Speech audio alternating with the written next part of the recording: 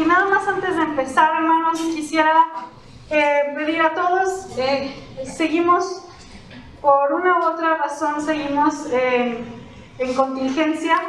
Ustedes han visto seguramente las noticias acerca de nuestra realidad, nuestra situación.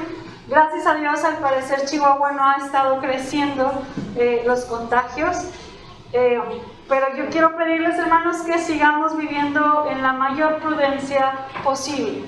Es decir, cuidar nuestra distancia, el procurar no saludarnos o no abrazarnos, tener siempre, por favor, nuestro cubrebocas puesto. Es importante. Las hermanas que cantan, damos esa autorización de que se lo quiten, porque es muy difícil estar agarrando aire que se necesita para cantar. Pero todos los demás sí lo podemos hacer. Yo voy a tratar de predicar con el cubreboca también, para que no haya esta distinción. Y tratando de cuidar, hermanos, todos los elementos necesarios para poder seguir, ¿verdad? Duramos mucho tiempo encerrados, entonces, en cuanto sea de nosotros, tener todos los cuidados necesarios. Gracias por el cuidado y la atención y la prudencia en la que debemos estar. Bien, hermanos, Primera de Pedro, capítulo 2, versículos del 1 al 10. Antes de iniciar, déjenme, primero lo vamos a leer. Dice Primera de Pedro 2, del 1 al 10, dice: por lo tanto, desechen toda clase de maldad, todo engaño e hipocresía, envidias y toda clase de calumnia. Busquen como los niños recién nacidos la leche espiritual, no adulterada, para que por medio de ella crezcan y sean salvos, si es que han probado ya la bondad del Señor. Lo tengo en versión Reina Valera contemporánea, pero síganme con su vista. Dice: acérquense a Él, la piedra viva que los hombres desecharon, pero que para Dios es una piedra escogida y preciosa.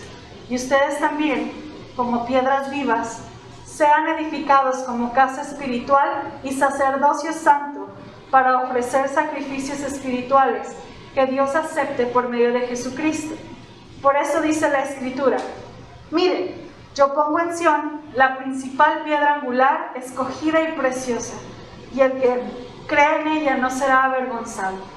Para ustedes los que creen, Él es de gran valor, pero para los que no creen, la piedra que desecharon los edificadores ha llegado a ser la piedra angular. Y también una piedra de tropiezo y una roca que hace tropezar, porque al ser desobedientes, ellos tropiezan en la palabra, para lo cual estaban ya destinados.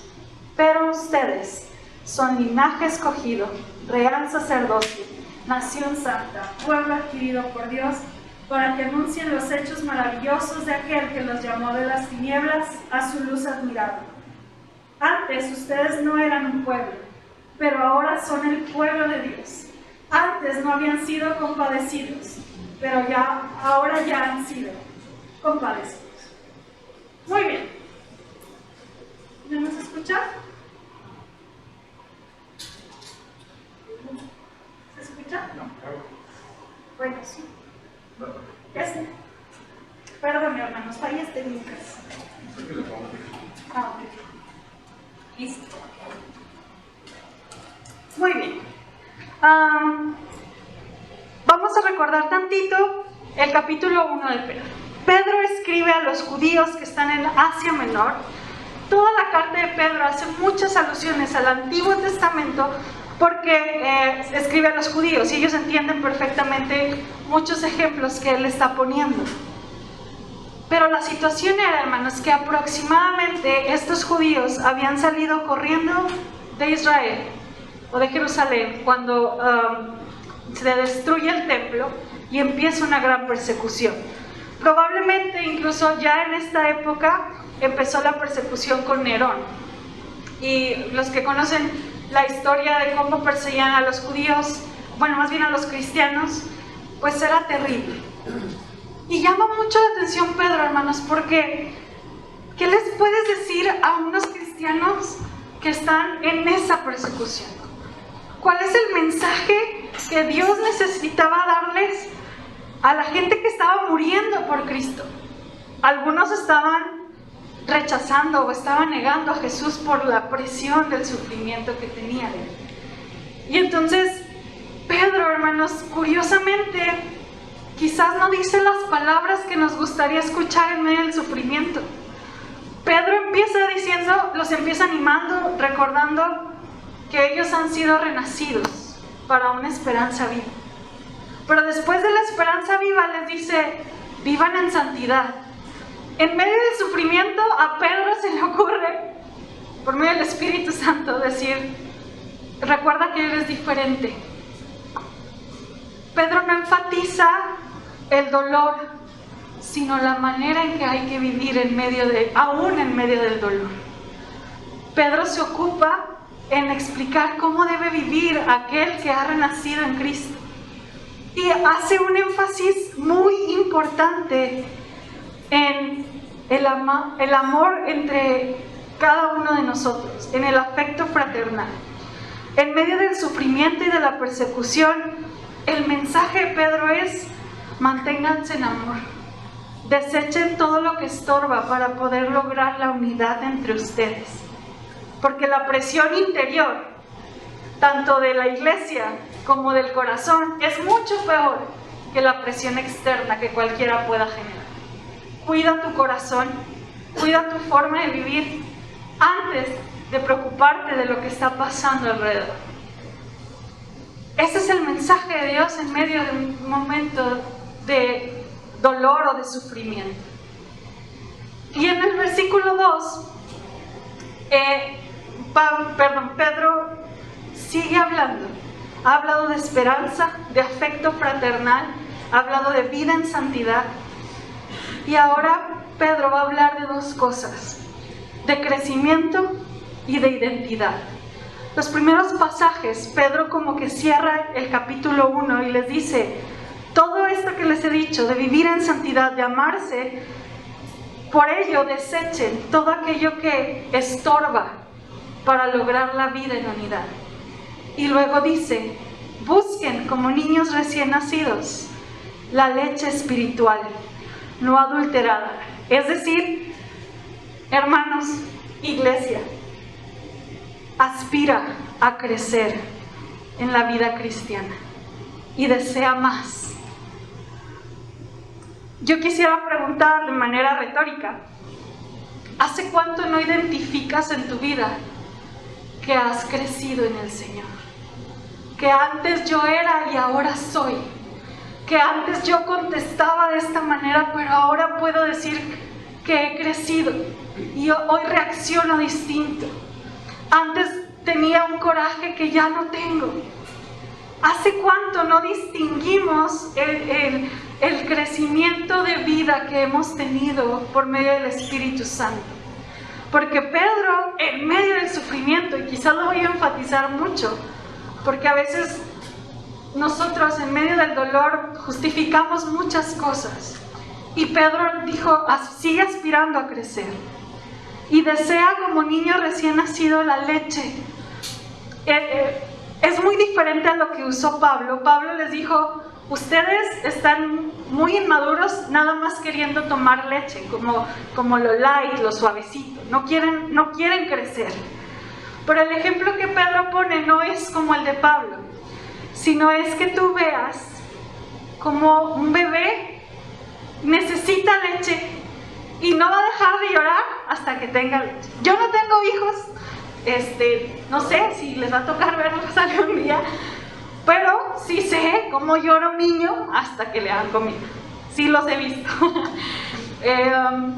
Así dice Pedro, así aspira a conocer a Dios.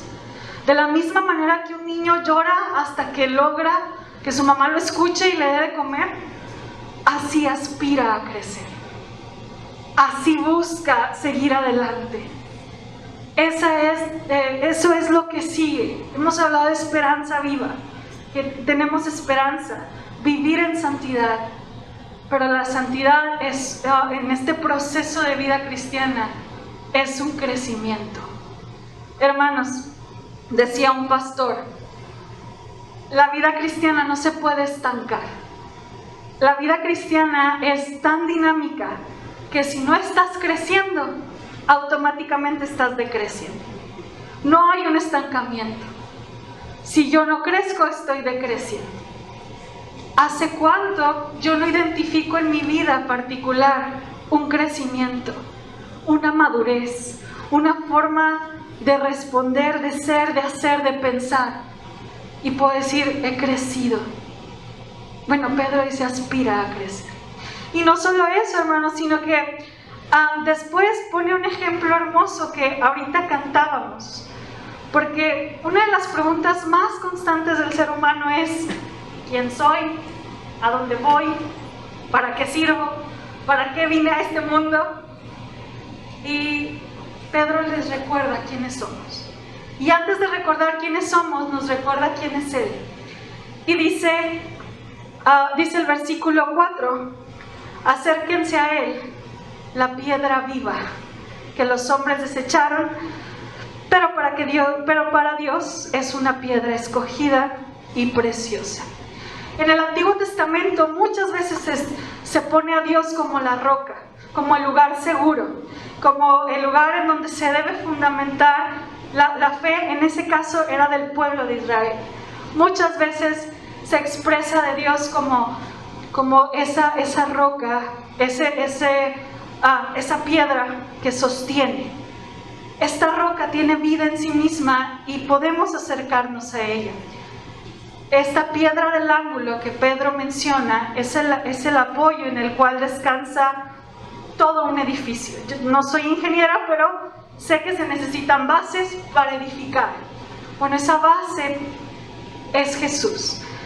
Y déjenme ir un poquito antes. El templo en los tiempos judíos era el lugar más especial. Era el lugar en donde el cielo y la tierra se conectaban. Era el lugar donde habitaba la presencia de Dios.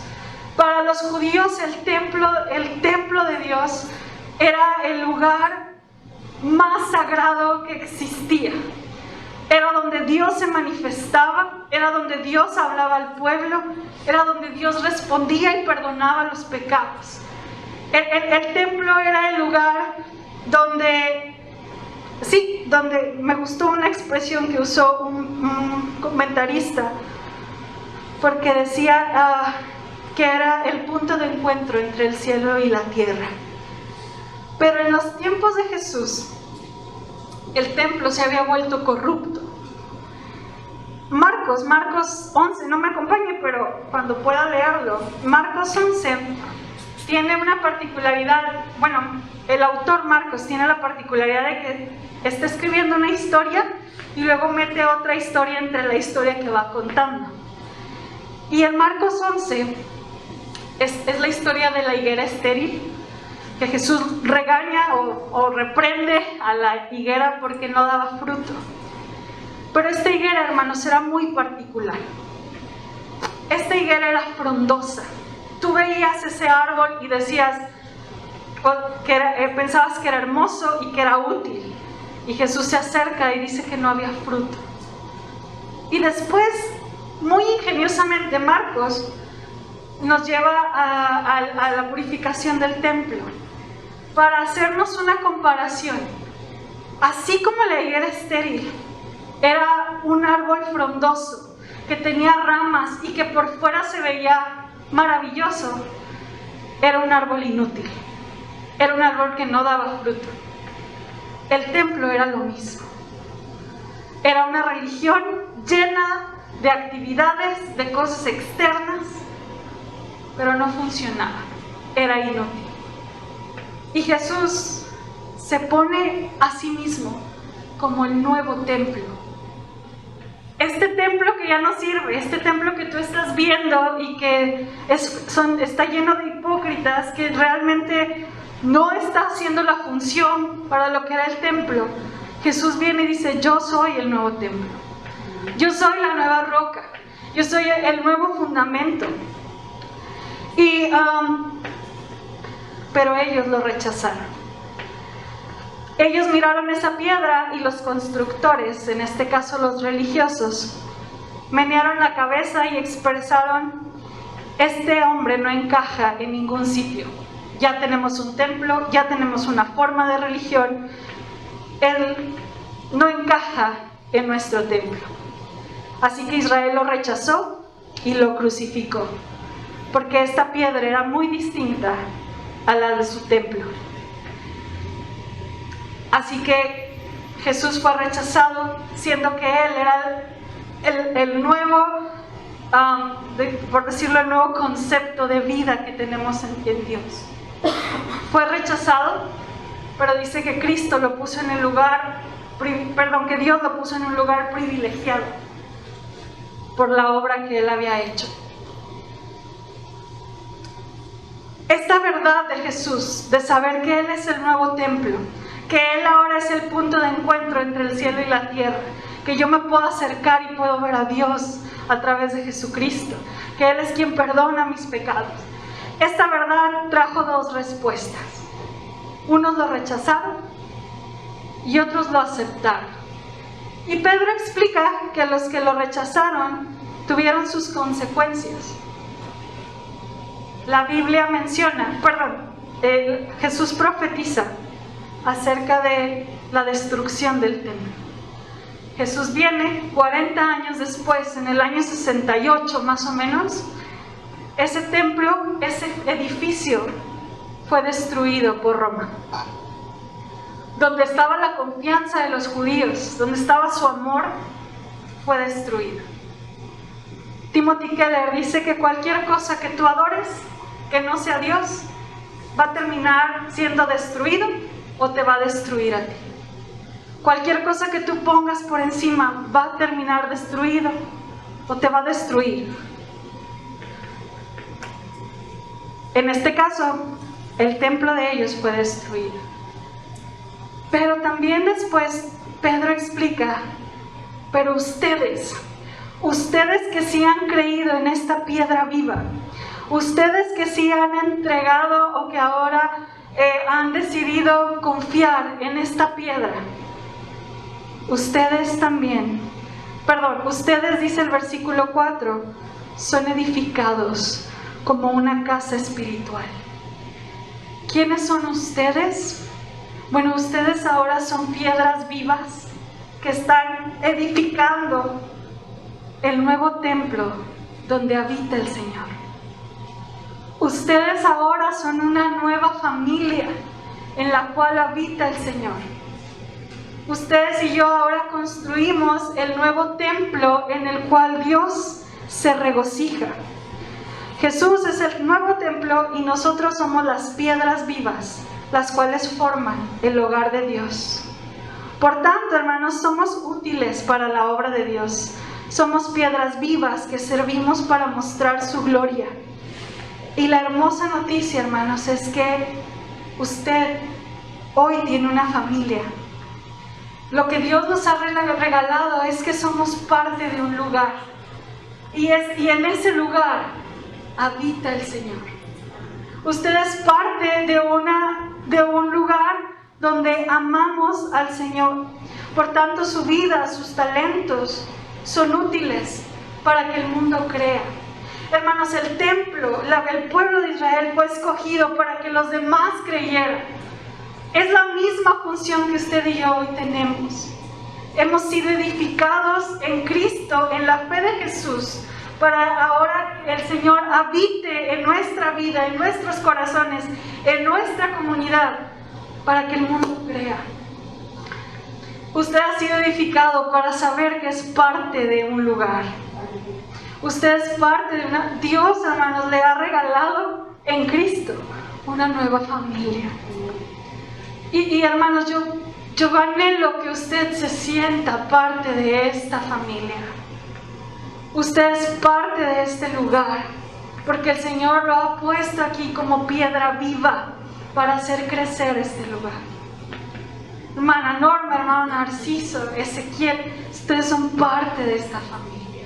Siéntanse parte de esta familia que el Señor ha edificado para su gloria. Y no solamente eso, no solamente somos el lugar en donde Dios habita, donde Dios hace su morada. Curiosamente, de todos los lugares que pudieran existir, Dios eligió el corazón para habitar. Tozer decía que tenemos un templo, ahora somos un templo móvil y portátil, un templo hecho de seres humanos, y que no solamente somos quienes portamos la gloria de Dios o la presencia de Dios para este mundo, sino que ahí mismo, en el versículo 5, dice: ustedes como piedras vivas sean edificadas como casa espiritual.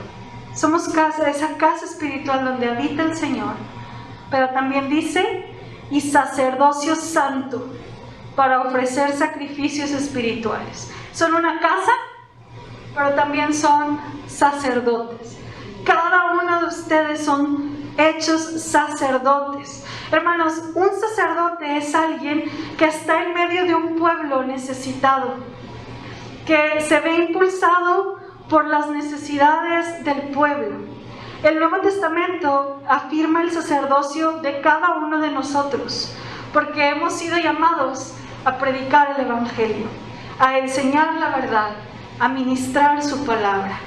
No es mi trabajo particular por ser pastor, sino cada uno de nosotros somos sacerdotes. ¿Qué hacemos cada sacerdote? Sacrificios espirituales. ¿Con qué se come eso? Acompáñame por favor a Hebreos 13.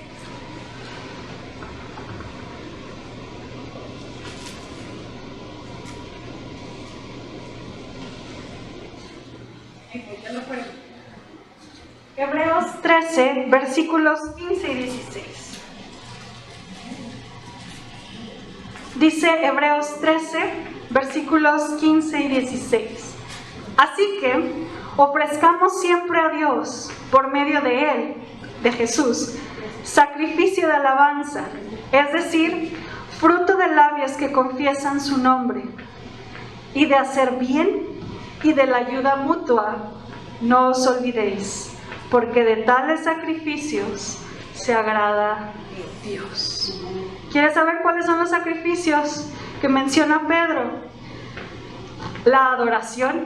Pero cuando digo adoración, hermanos, no es solamente los dos cantos que hoy entonamos.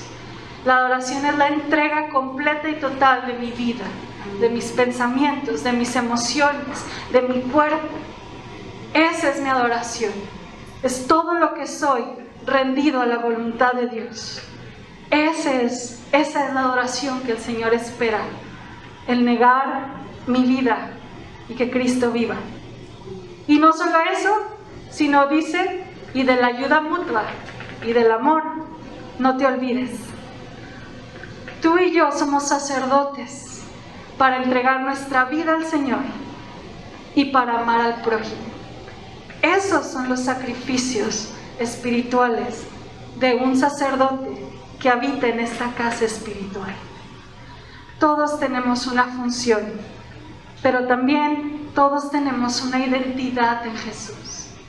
Somos piedras vivas donde Dios habita y nos ha llamado a hacer una función, a hacer luz, a dar amor y que nuestra vida lo refleje a Él. ¿Qué mensaje de Pedro para gente que está en sufrimiento? Pero eso es lo que Dios puede hacer aún en medio del sufrimiento. Irónicamente, extrañamente, el sufrimiento nos puede llevar a un crecimiento como este. Y no solo eso, dice el versículo 9, Pedro explica quiénes eran los que lo rechazaron y luego nuevamente nos recuerda quiénes somos. Versículo 9. Pero ustedes son linaje escogido, real sacerdocio, nación santa, pueblo adquirido por Dios, para que anuncien los hechos maravillosos de aquel que los llamó de las tinieblas a su luz admirable. Se escucha hermoso, hermanos. Y a veces malamente se ha usado este versículo para hacernos sentir así como pavos reales, ¿verdad? No, somos los reyes y sacerdotes y nadie me toque, ¿verdad? Pero es todo lo contrario a lo que Pedro intentaba decir. ¿Sí? Estas afirmaciones eran para el pueblo de Israel. Dios les dijo que ellos iban a ser una nación de sacerdotes y reyes.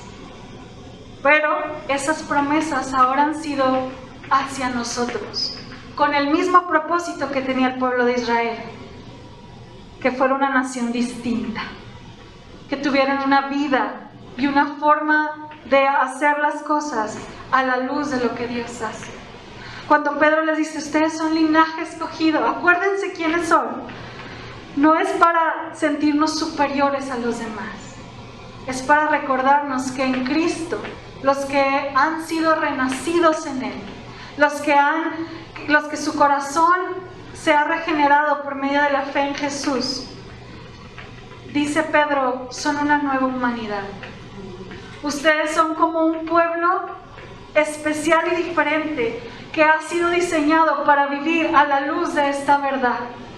No a la luz de la cultura, no a la luz de lo que dicen a veces, que escuchamos que va en contra de la voluntad de Dios. Ustedes son un pueblo para dimensionar o mostrar cómo debe vivir una familia. Ustedes son un pueblo para mostrar cómo se deben amar unos a otros. Ustedes son un real sacerdocio para amar de la misma manera que se ama a cualquier persona, sin importar su raza, su cuestión social, su cuestión profesional, su grado académico. Ustedes son un pueblo que no hace diferencias. Ustedes son un pueblo que sabe amar como aquel que os ha amado. Son una nueva humanidad, somos una nueva sociedad diferente en medio de una sociedad que está en tinieblas. Por eso dice, para llevar a la luz a aquellos que siguen en tinieblas, para anunciar los hechos maravillosos del que los llamó de las tinieblas a su luz. No es que seamos superiores, es que por gracia estamos aquí. Y es que por amor estamos aquí y Dios nos ha concedido ser parte de una nueva sociedad, del reino de Dios, que nos toca mostrar con toda nuestra manera de vivir lo que es allá afuera, la diferencia de estar en Cristo a no estar en Cristo.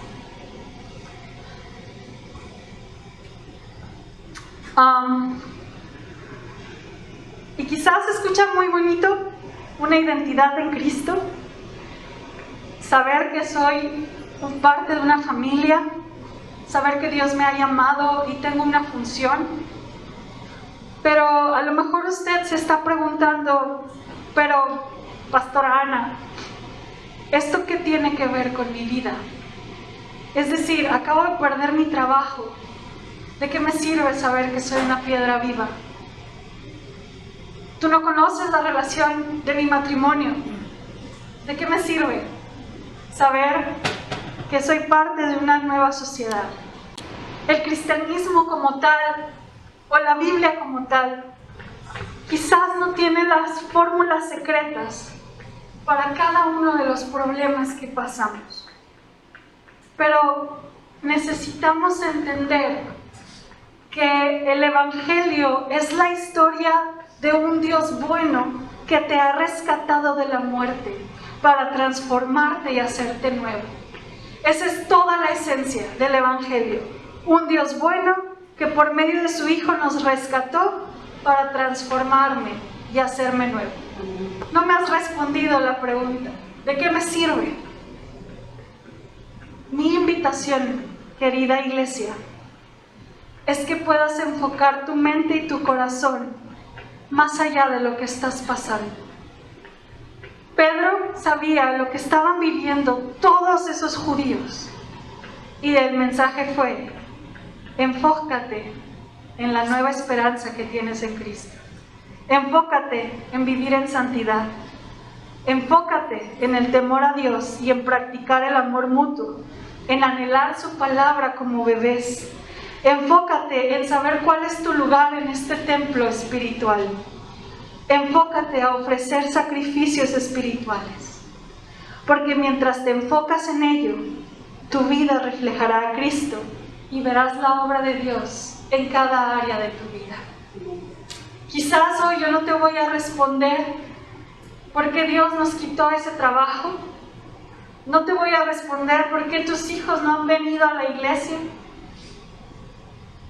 Pero la invitación del Padre en esta tarde es que enfoques tu corazón y tu vida en medio del sufrimiento que puedas tener, en la esperanza viva, en la santidad, en el temor a Dios, en el aspirar a su palabra, en el saber que tienes un lugar especial en este lugar por amor a Jesús, por gracia y por el amor que Dios tiene por ti. Desenfoca lo que te angustia, enfócate en Cristo. Tienes identidad, eres hijo, eres amado, tienes una familia, tienes una casa espiritual, tienes algo que hacer y hay mucho todavía que crecer.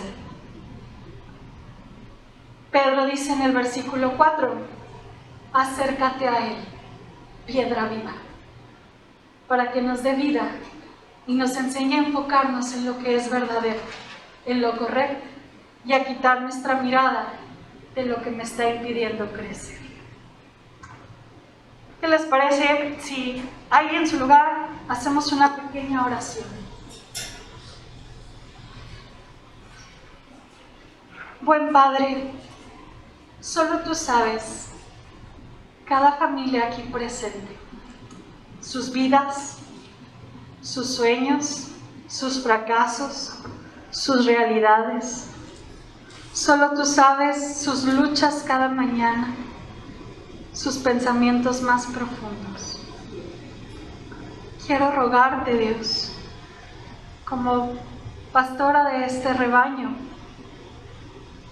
que nos enseñes a ver tu sacrificio, Señor, como la inspiración más profunda para seguir adelante. Y que, Señor, en medio de mi dolor, de mis preguntas, en medio de mis miedos, Señor, en medio de esta contingencia, quiero pedirte, Señor, que tengamos la capacidad de seguir creciendo, Señor, de seguir aprendiendo de ti, Señor, de buscar la santidad, Señor, de amarnos unos a otros, de desenfocar mi vida en mí solamente y honrarte con todo lo que somos, Señor. Danos la capacidad que le diste a Pedro para invitar al pueblo, Señor, o a estos primeros lectores, a crecer en esa esperanza viva que es en ti, a ceñir nuestra mente y ser santos como tú eres santo, a llevarnos al afecto fraternal con un corazón entrañable y sincero entre nosotros, a aspirar a conocerte y amarte como un bebé anhela y necesita el alimento, Señor, a saber quién soy en ti, lo que me has dado, a saber lo mucho que me has amado y el lugar en el que me has puesto, y también el trabajo que me has dado por hacer. Señor, hay tanto por entender, por crecer, por conocerte. Ayúdanos a que nuestros miedos, nuestros fracasos, nuestras realidades inmediatas no sean, Señor, un impedimento para seguir creciendo en tu obra, para seguir mostrándote a ti que somos tu templo espiritual donde tú habitas, Señor. Haz la obra en cada uno de nosotros.